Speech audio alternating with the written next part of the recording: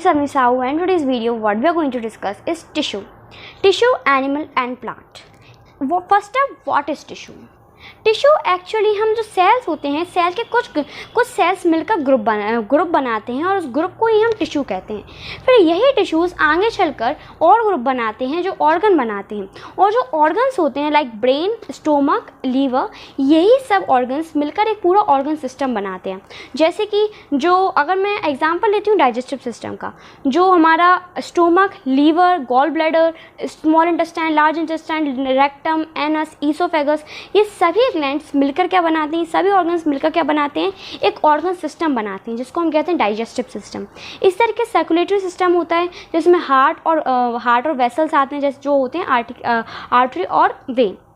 इसी तरीके से जो सबसे फंडामेंटल यूनिट होता है सेल, जिसके बारे में हम पहले डिस्कस कर चुके हैं, और अब आती है बारी टिश्यू की। फिर इसके बाद हम ऑर्गन्स के बारे में देखेंगे जो हम वैसे भी रोज की क्लासेस में हम डिस्कस करते ही रहते हैं। फर्स्ट है व्हाट इज़ टिश्यू। टिश्यू क्या होते हैं, कुछ सेल्स मिलकर एक ग्रुप बनाते हैं और उसी ग्रुप को हम टिश्यू कहते हैं। अब आप खुद दिमाग लगाइए कि अगर मैं एक मसल सेल ले लूँ, एक मैं न्यूरॉन ले लूँ, एक आरबीसी ले लूँ, एक डब्ल्यूबीसी ले लूँ और एक प्लेटलेट ले लूँ, अगर मैं इन पाँचों का ग्रुप बनाऊँ, अगर ये पाँचों कुछ सेल्स में अगर मैं पाँचों का एक टिश्यू बनाऊँ, तो क्या ये एक स्पेसिफिक काम के लिए हेल्पफुल रहेंगे? क्या ये एक स्पेसिफिक काम करने के लिए डिजर्व काम कर पाएंगे अच्छे से? जी नहीं। इसके लिए क्या होगा, मतलब मुझे एक स्पेसिफिक काम के लिए एक तरीके के सेल्स को इकट्ठा करना पड़ेगा। जैसे कि अगर मुझे बैलेंस बनाना, मतलब मुझे ब्रेन के लिए मुझे इधर से उधर जो मेरे मैसेजेस हैं वो इधर से मुझे पहुंचाना है, इसके लिए मैं कौन सा टिश्यू बनाऊंगी? न्यूरॉन टिश्यू, जो किससे बन के मिलेगा? न्यूरॉन से। तो इसी तरीके से मैंने आपको एग्जांपल दे दिया। इसी तरह के मस्कुलर टिश्यू जो हम ऐसे कि जो कॉन्ट्रैक्शन और जब हम इस तरह कुछ भी चीज़ उठाते हैं तो उसके लिए मस्कुलर टिश्यूज हेल्पफुल रहते हैं जो मसल सेल से मिलकर बनते हैं। तो a group of cells that are similar in structure and work together to achieve a particular function forms tissue. तो ये वही है। तो जो टिश्यूज़ होते हैं बेसिकली दो तरीके के होते हैं, पहला एनिमल टिश्यू और दूसरा प्लांट टिश्यू। जो प्लांट टिश्यू है वो हम आज की क्लास में डिस्कस करने वाले हैं, ये पार्ट 1 है, और जो पार्ट 2 आएगा हम उसमें हम एनिमल टिश्यूज़ को डिस्कस करने वाले हैं। जो प्लांट टिश्यू हैं ये बेसिकली दो तरीके के होते हैं, पहला मेरिस्टेमेटिक टिश्यूज, दूसरा permanent tissues. First of what is meristematic tissues. हम इनके पार्ट्स में, टाइप्स में बाद में जाएंगे कि किस तरीके के होते हैं, पहले हम देख लेते हैं कि अपने आप में हैं क्या। जो मेरिस्टेमेटिक टिश्यूज होते हैं ये प्लांट के ग्रोथ में हेल्पफुल रहते हैं। जैसे कि प्लांट वर्टिकली ग्रोथ होती है, उसकी हॉरिजॉन्टली ग्रोथ होती है, वो एक पत्ती में से एक पत्ती जब टूट जाती है उसमें दूसरी पत्ती निकल आती है। तो इस तरीके से पूरा एक सिस्टम बनता है, उसके ग्रोथ का काम पूरा मेरिस्टेमेटिक टिश्यूज़ करते हैं। इसके अलावा जो परमानेंट टिश्यूज़ होते हैं ये इनका काम क्या होता है, प्लांट को प्रोटेक्शन देना, उनको इलास्टिसिटी लाना, फूड और जो वाटर है उनको हर एक जगह तक पहुंचाना, मतलब एक सर्कुलेटरी सिस्टम वाला काम। इसके अलावा इनके बहुत सारे काम होते हैं जिनको हम आज की क्लास में डिस्कस करने वाले हैं। फर्स्ट अप हम मेरिस्टेमेटिक टिश्यूज अच्छे से पढ़ लेते हैं। जो मेरिस्टेमेटिक टिश्यूज होते हैं ये बेसिकली 3 तरीके के होते हैं। पहले होते हैं एपिकल मेरिस्टम, दूसरा इंटरकैलरी मेरिस्टम और तीसरा लेटरल मेरिस्टेमेटिक टिश्यूज। पहला एपिकल मेरिस्टेमेटिक टिश्यूज होते कौन है? जैसे कि जो एक प्लांट है जब वो उसकी ग्रोथ वर्टिकली होती है, यानी जब वो उसकी एपेक्स पर, जैसे कि आपको इस पोजीशन पे इस वाले फोटो में दिख रहा है कि जो प्लांट है जब वो ऊपर की तरफ ग्रोथ हो रही है उसकी, तब इसकी ग्रोथ कौन करवाता है? एपिकल मेरिस्टेमेटिक टिश्यूज, यानी ये इसकी एपेक्स तक लेके चला जाता है, यानी इसकी वर्टिकली ग्रोथ कौन करवाता है? Apical meristematic tissues. इसके अलावा जो लेटरल मेरिस्टेमेटिक टिश्यूज होते हैं ये प्लांट की हॉरिजॉन्टली ग्रोथ करवाते हैं। इसके अलावा एक और टिश्यू होता है जिसको हम कहते हैं इंटरकैलरी टिश्यू। ये क्या करता है, जैसे कि आपने कभी भी देखा होगा कि जो माली होता है, जैसे जो गार्डनर होता है, वो एक गार्डन होता है उसका, और फिर जब घास बहुत ज़्यादा उग आती है तो वो क्या करते हैं, वो घास कुछ भी सिकल या चाकू जो भी उनके पास इंस्ट्रूमेंट है उससे वो पूरी घास काट देते हैं। फिर उसके बाद आप देखोगे कुछ दिनों बाद, कुछ हफ्तों बाद वापस से गार्डन पूरा वैसा का वैसा हो जाता है। वो क्यों? वो इसलिए क्योंकि ग्रास में होता है इंटरकैलरी टिश्यू। मतलब जैसे कि प्लांट है, प्लांट में क्या है, एक पत्ती जब टूट के नीचे गिर जाती है फिर कुछ दिनों बाद आप देखोगे कि वो वापस से निकल आएगी। वो क्यों? वो इंटरकैलरी मेरिस्टम की वजह से हुआ। वो इसलिए क्योंकि जो पत्ती का जो पीसीओल होता है, अगर आपको पीसीओल पता नहीं है तो मैं एक और वीडियो बना दूंगी जिसमें हम पूरे जो लीफ है, जो पूरा का पूरा प्लांट के पार्ट्स के बारे में जान लेंगे। तो अब क्या होता है, जो इंटरकैली मेरिस्टेमेटिक टिश्यूज़ होते हैं ये एक उसी के जैसे दूसरा का निर्माण कर देते हैं। जैसे कि लीफ में जब लीफ नीचे गिर जाती है तो उसके पीसीओल में इंटरकैली मेरिस्टेम होता है जो उसकी वापस से एक और लीफ बना के तैयार कर देते हैं। तो ये बेसिकली मेरिस्टेमेटिक टिश्यूज़ का काम होता है। अब हम एक टेस्ट ले लेते हैं आपका कि आपको अच्छे समझ में आया है कि नहीं। तो इसके लिए हम देखते हैं, जैसे कि आपको यहाँ पे एक प्लांट का फोटो दिया गया है कि शुरुआत में एक प्लांट कैसा था, फिर आखिरी में वो मतलब आगे चल के वो प्लांट कैसा हुआ। तो देखिए ये शुरुआत में आपको प्लांट बताया गया है, ये मान लेते हैं इसको हम नाम दे देते हैं ए, और जो आखिरी में बताया इसको हम नाम दे देते हैं सी। तो अब आपको इसकी वर्टिकली ग्रोथ जो दिख रही है ये किस टिश्यू की वजह से हो रही है, ये ओके इट्स एपिकल टिश्यू। इसके अलावा जो इसको एपिकल मेरिस्टेमेटिक टिश्यूज, फिर इसके अलावा इसकी जो हॉरिजॉन्टल ग्रोथ हो रही है वो किसके वजह से हो रही है, इस लेटरल मेरिस्टेमेटिक टिश्यूज। इसके अलावा आपको जो दिख रही होगी इसमें जैसे कि लीफ दूसरी आ रही है, ये किसकी वजह से हो रही है, ये इंटर मेरिस्टेमेटिक टिश्यूज की वजह से, इंटरकैली मेरिस्टेमेटिक टिश्यूज की वजह से। I hope it's clear for you all कि मेरिस्टेमेटिक टिश्यूज होते कौन है। इसके अलावा यहाँ पे आपको ये मेरिस्टेमेटिक टिश्यूज सिर्फ एक ही जगह पर नहीं होते कि मतलब सिर्फ और सिर्फ ये एक ही जगह पर मतलब ये सिर्फ रूट में होंगे या फिर ये सिर्फ और सिर्फ रूट में होंगे या फिर सिर्फ ऊपर लीव्स में होंगे, ऐसा बिल्कुल भी नहीं होता। ये बहुत जगहों पर होते हैं, यानी कि ये रूट में होंगे। फिर दूसरा ये जैसे कि ये जो आपको ऊपर दिख रहा है ये एक उसकी एक स्तर है, एक उसका लैंड है, फिर लैंड के बीच में वो यहाँ पर भी होगा कहीं ना कहीं, और फिर वो यहाँ पर लीफ के यहाँ पे पीसीओल जहाँ पर तो हो गई। तो मतलब ये इस तरीके के, जैसे कि अगर आपने जड़ से काट दिया तो वो पूरा पौधा ही हट गया, फिर कुछ भी हो फिर अब वो वापस से नहीं लगाएगा, वापस से वो नहीं उगेगा जब तक आप उसको वापस से बो नहीं देते। तो ये पूरा मेरिस्टेमेटिक टिश्यूज होता है। अब हम देखते हैं कि परमानेंट टिश्यूज, और अब हम देखते हैं परमानेंट टिश्यूज क्या होते हैं। तो जनरली परमानेंट टिश्यू का काम मैं आपको शुरुआत में इंट्रोडक्शन में बता चुकी हूँ, पर अब हम यहाँ पे उसको और अच्छे से देख लेते हैं। जो the tissue that are completely grown and have lost the ability of division are known as permanent tissues. अब क्या होता है, परमानेंट टिश्यू कहीं और से तो आएंगे नहीं, मतलब जो मेरिस्टेमेटिक टिश्यूज हैं ये आगे चल के परमानेंट कहलाते हैं तब जब वो अपनी कैपेसिटी, जब वो अपने आप को एक से दो नहीं हो पाते, इधर वो सेल डिवीजन नहीं कर पाते, तो वो परमानेंट टिश्यू कहलाने लगते हैं। जो परमानेंट टिश्यू है ये बेसिकली हम यहाँ पे देखते हैं कि जो मेरिस्टेमेटिक टिश्यूज वही हैं, पर इनका क्या करते हैं, ये इनकी जब मेरिस्टेमेटिक टिश्यू पहली बात जब ये सेल डिवीजन करना छोड़ देते हैं तभी परमानेंट कहलाती हैं। इसके अलावा दूसरी क्या, तब इनकी साइज निर्धारित हो जाती है। जब ये सेल डिवीजन करना छोड़ देंगे तो इनकी साइज भी निर्धारित हो जाएगी, कहीं इतनी साइज की है, इनका शेप निर्धारित हो जाएगा। जब एक के दो से तीन होते जा रहे हैं, जैसे एक हाउस है उसमें एक से दो कमरे हो रहे हैं, दो से तीन कमरे हो रहे हैं, तो फिर क्या उस जगह उस हाउस का हम उसका कोई स्ट्रक्चर बना के कह सकते हैं कि ये फ्यूचर तक यही रहेगा, बिल्कुल नहीं।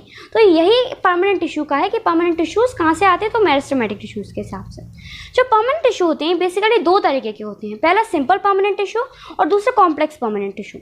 जो सिंपल परमानेंट टिश्यू होते हैं ये लिविंग सेल्स होते हैं, ये बेसिकली हम इनके बारे में 3 पढ़ने वाले हैं। और जो कॉम्प्लेक्स परमानेंट टिश्यू है ये बिल्कुल भी कॉम्प्लेक्स नहीं होते, इसमें हमको सिर्फ 2 ही पढ़ना होता है, इनका सब नाम ही कॉम्प्लेक्स है पर ये बिल्कुल कॉम्प्लेक्स नहीं है।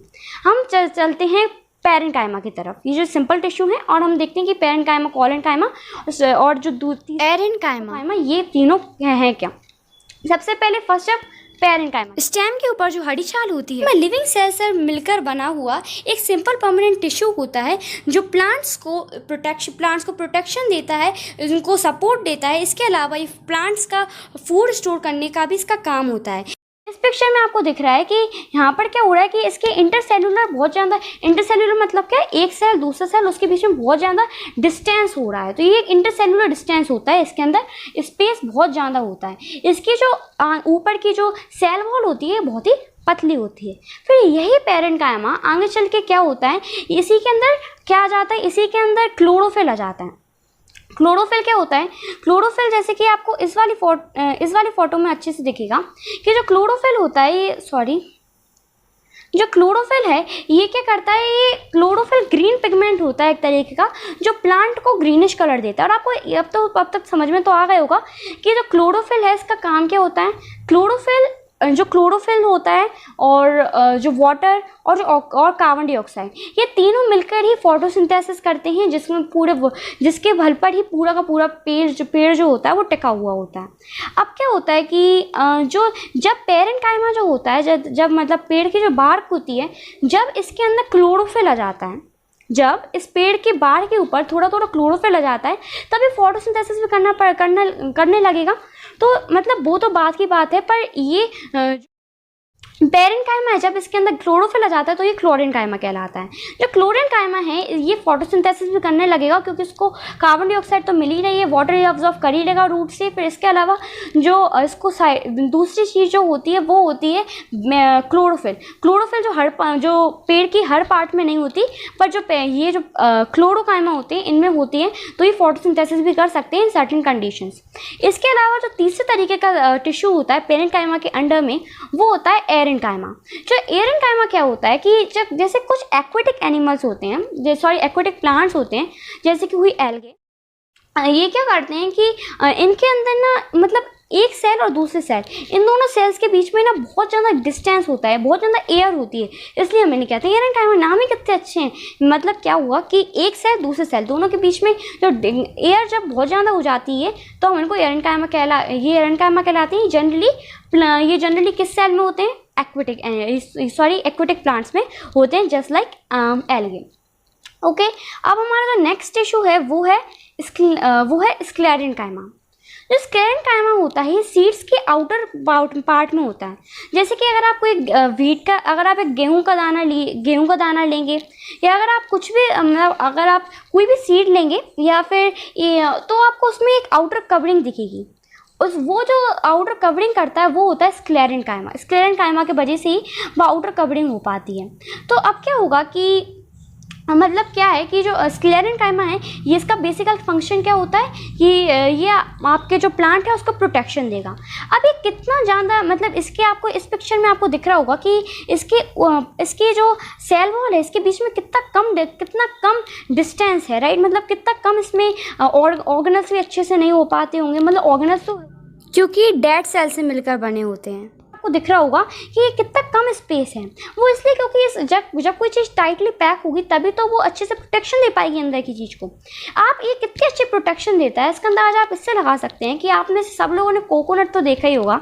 जो कोकोनट होता है उसके ऊपर की जो बार्क होती है वो कितनी मोटी होती है, और उसमें वो अगर किसी के सिर पर गिर जाए तो बहुत ही भयंकर इंजर्ड हो सकता है वो, और हो सकता है उसका सिर ही फूट जाए। तो उसमें क्या होगा, मतलब जो उसके ऊपर की बार्क होती है, मतलब ऊपर का उसका जो चिक्कल होता है वो किससे, वो स्क्लेरेंकाइमा का बना होता है। तो अब हम इसमें डिस्क्रिप्शन पढ़ लेते हैं। तो sclerenchyma is found in covering of the seeds, okay, and nuts around a vascular tissue in stems and veins of leaves. Sclerenchyma provides strength to plant. The main function of sclerenchyma is to provide mechanical support and protection to the plant. ये वही लिखा है जो मैंने आपको बताया था, ये इसकी प्रोटेक्शन देता है प्लांट को। ये सीड्स में पाया जाता है, नट्स में पाया जाता है, नट्स यानी मूंगफली में पाया जाता है। इसके अलावा अब हम देखते हैं कि अब हमारे पास एक नया टिश्यू आता है, वो है कॉलेनकाइमा। What is collenchyma? ये एक ऐसा टिश्यू होता है जो आपके जो प्लांट है इसको वो फ्लेक्सिबिलिटी देगा। यानी अब ये फ्लेक्सिबिलिटी क्या है, अगर आपके पास घर में जनरली पेड़ होते हैं, छोटे छोटे से प्लांट्स तो होते हैं, अगर आप वहाँ से देखोगे तो एक लीफ को आप स्टेम से देखोगे तो वो उसमें बहुत होता है। स्क्लेरेंकाइमा जो टिश्यू होता है, जो पेड़ होता है, इसको क्या देता है, इसको प्रोटेक्शन देता है। ये कोकोनट के बार्क जितना ही वो बहुत ज़्यादा स्ट्रॉन्ग होता है। तो वही पाया जाता है स्टेम में। तो ट्री की जो स्टेम होती है वो उसी की वजह से वो उसमें स्क्लेरेंकाइमा ज़्यादा मात्रा में पाया जाता है। ऐसा नहीं है वो लीव्स में नहीं पाया जाता, उसमें भी पाया जाता है, पर यहाँ पे वो ज़्यादा मात्रा में प्रेजेंट होता है। इसके वजह से वो अच्छे से जो बीच की जो स्टेम होती है वो अच्छे से मुड़ नहीं पाती। इसके अलावा हमने कॉलेनकाइमा अच्छे से पढ़ लिया है। तो अब तक आपने देख लिया होगा कि हमने प्लांट टिश्यूज़ में, परमानेंट टिश्यूज़ में हमने मेरिस्टेमेटिक टिश्यूज़ तो पहले ही कंप्लीट कर चुके हैं। परमानेंट टिश्यूज़ में हमने जो सिंपल टिश्यूज़ थे हमने वो भी कंप्लीट कर लिए हैं। अब बात आती है कॉम्प्लेक्स परमानेंट टिश्यूज़ की। ये वो बेसिकली जाइलम और फ्लोएम, इसके अंदर दो ही आते हैं, जाइलम और फ्लोएम। अब हम देख लेते हैं कि कॉम्प्लेक्स परमानेंट टिश्यूज, यहाँ पे आपको पिक्चर दी गई है, पर हम देख लेते हैं कॉम्प्लेक्स परमानेंट टिश्यूज होते कौन है। तो complex tissues consist of more than one type of cells, all the cells coordinate to perform a common function, they transport water, mineral, salts, foods, material to various parts of plant body. मतलब क्या होता है कि ये जो complex tissues होते हैं, complex permanent tissues, ये क्या होता है, जैसे कि लीफ जो होती है, लीफ में फूल को फूड फैक्ट्री कहा जाता है, फूड फैक्ट्री ऑफ प्लांट, क्योंकि खाना बनाती है, फोटोसिंथेसिस लीव्स में होती है। अब क्या होगा कि वहाँ से एक पाइप जाएगा, उसको हम फ्लोएम कहते हैं, वो लीफ से जो स्टेम है और उसके प्लांट के एक एक पार्ट तक खाने को पहुँचाता रहेगा। इसके अलावा एक और तरीके का पाइप होता है जिसको हम कहते हैं जाइलम। जाइलम एक तरह का कॉम्प्लेक्स टिश्यू होता है, वो क्या करता है, वो रूट से पानी लेता है और उसको हर एक पार्ट तक पहुंचा देता है, इवन दो लीफ तक पहुंचाता है, जिसकी वजह से फोटोसिंथेसिस होती है। तो कॉम्प्लेक्स टिश्यूज बेसिकली इन्हीं के अंदर अलग अलग तरीके के सेल्स पाए जाते हैं। मतलब सेल्स जरूरी नहीं है इनमें एक ही तरीके का सेल हो, मतलब यहाँ पे क्या होते हैं जनरली ये हो सकता है कि डेड सेल्स भी हों। मतलब जैसे कि जो सिंपल टिश्यूज़ थे ये हमेशा लिविंग सेल होते हैं, ये लिविंग टिश्यू होते हैं। और जो कॉम्प्लेक्स टिश्यू हैं ये हो सकता है कि ये इनके अंदर डेड सेल्स प्रेजेंट हो, मतलब ये डेड टिश्यू भी हो सकते हैं। कॉम्प्लेक्स टिश्यू होता है, इनका बेसिक काम होता है ट्रांसपोर्टेशन का। अब हम देखते हैं कि कॉम्प्लेक्स टिश्यूज़ में कौन कौन से टिश्यूज़ आते हैं। जाइलम और फ्लोएम तो आते हैं, पर इनके थोड़ी डिस्क्रिप्शन देख लेते हैं। तो जाइलम और फ्लोएम एक तरीके के कॉम्प्लेक्स टिश्यूज़ हैं। जो जाइलम होता है ये एक तरीके का वाटर कंडक्टिंग होता है, मतलब ये रूट से स्टेम से होते हुए हर एक पार्ट तक आपको वाटर पहुँचाता रहेगा। ये जाइलम और जाइलम ये बेसिकली बहुत से तरीके से ये फाइबर से, वेसल से, वेसल तो खुद ही है, ये जो फाइबर से और बहुत से चीज़ें होती हैं जिससे मिलकर ये जाइलम और फ्लोएम बनते हैं। ये यहाँ पर अभी नहीं है, और तो इसके आपको डिस्क्रिप्शन में प्रोवाइड कर दी जाएगी कि ये जाइलम फ्लोएम मिलकर बनते किससे हैं। तो अब जाइलम का वर्क हमें पता चल चुका है। फ्लोएम का काम भी मैं पहले बता चुकी हूँ, पर एक बार और रिपीट कर देती हूँ कि फ्लोएम का काम होता है फूड को हर जगह तक ट्रांसपोर्ट करते जाना। मतलब जो लीफ है, लीफ से प्लांट की हर एक बॉडी तक खाने को पहुँचाते रहना। तो ये हमने बेसिकली प्लांट टिश्यूज़ को कंप्लीट कर लिया है।